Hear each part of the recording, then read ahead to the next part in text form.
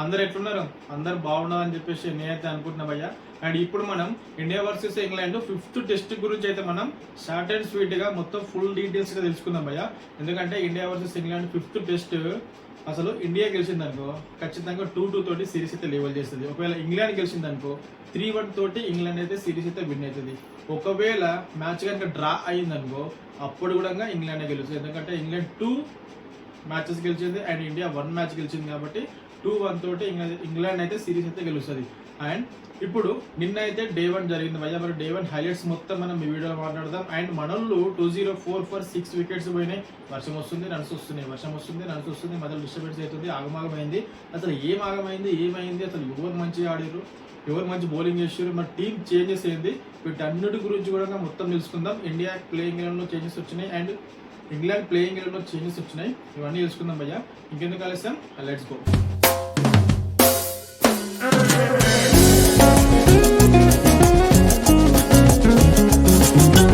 Hi లో welcome back to Kiran crazy reviews. First of all కొత్త వాళ్ళు ఎవరైనా చూస్తే భయ్య ఖచ్చితంగా కింద ఉన్న సబ్స్క్రైబ్ బటన్ అయితే సబ్స్క్రైబ్ చేసుకొని పెట్టుకోండి. అండ్ అట్లాగే మీకు కనుక ఈ వీడియో కనుక నచ్చినట్టయితే లైక్ అయితే చేసుకోండి.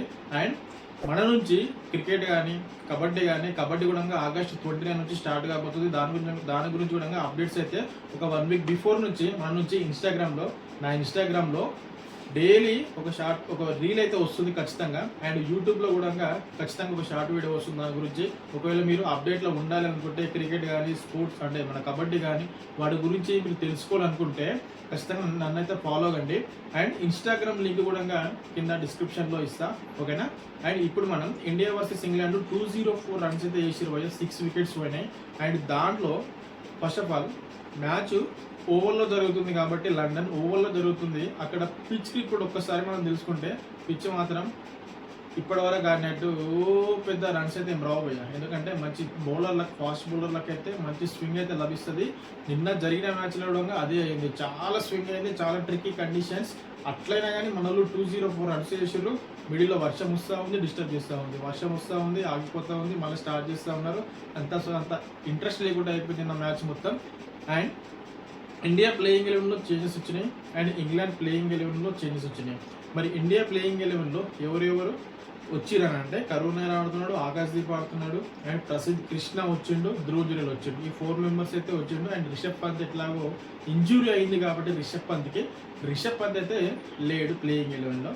అండ్ ఇప్పుడు ఇంగ్లాండ్ సైడ్ కనుక మనం చూసుకుంటే మాత్రం గస్ ఎట్కిన్సన్ వచ్చిండు, జెమీ ఓవర్టన్ వచ్చిండు, జోస్ టంగ్ వచ్చిండు అండ్ జాకోబ్ బెథెల్ వచ్చిండు. ఈ 4 మెంబర్స్ కూడా వాళ్ళ దాంట్లో రీప్లేస్మెంట్ అయ్యారు. అండ్ బెన్ స్టోక్స్ ఎందుకు ఆడట్లేదు అంటే బెన్ స్టోక్స్కి గాయమైంది కాబట్టి, ఇంజూరీ అయింది కాబట్టి అందుకే బెన్ స్టోక్స్ 5th మ్యాచ్ ఆడట్లేదు. అండ్ మరి ఇంగ్లాండ్కు ఎవరు కెప్టెన్స్ అంటే పోపు. అండ్ ఇప్పుడు యాజ్ యూజువల్గా అక్కడ టాస్ గెలిచిన కెప్టెన్ ఎవరైనా సరే ఫస్ట్ బౌలింగ్ తీసుకుంటారు. సేమ్ అదే విధంగా ఓలీ పోపు కూడా ఫస్ట్ బౌలింగ్ తీసుకుంటే మనలో బ్యాటింగ్ వచ్చారు. 204 రన్స్ ఫర్ 6 వికెట్స్ అయినాయి. మధ్యలో వర్షం కూడా చెప్పినా కదా, మధ్యలో వర్షం కూడా డిస్టర్బెన్స్ అయితే చేసింది. మరి ఇప్పుడు దాంట్లో ఎవరు మంచిగా ఆడారంటే కరుణ్ నాయర్ హాఫ్ సెంచరీ చేసిండు. నిజంగా కరుణ్ నాయర్కి 5th టెస్ట్ మ్యాచ్ ఇది లాస్ట్ అవకాశము. ఈ అవకాశం నిజంగా మళ్ళీ రాదేమో నాకు తెలిసి. లైఫ్ టైం కూడా వస్తుందో రాదో కూడా తెలియదు కరుణ్ నాయర్కి టెస్ట్ మ్యాచ్లలో మళ్ళీ అవకాశం. ఇలాంటి అవకాశాన్ని మంచిగా యూజ్ చేసుకుంటే మాత్రం ఖచ్చితంగా మళ్ళీ అవకాశం వస్తుంది, ఖచ్చితంగా మళ్ళీ అవకాశం రావాలని చెప్పేసి అనుకుంటాను నేను. హాఫ్ సెంచరీ కాస్త సెంచరీ వరకు మలచాలి, సెంచరీ కూడా చేయాలని చెప్పేసి నేనైతే అనుకుంటున్నా. మరి మీరేమనుకుంటారు కింద కామెంట్ అయితే చేయండి.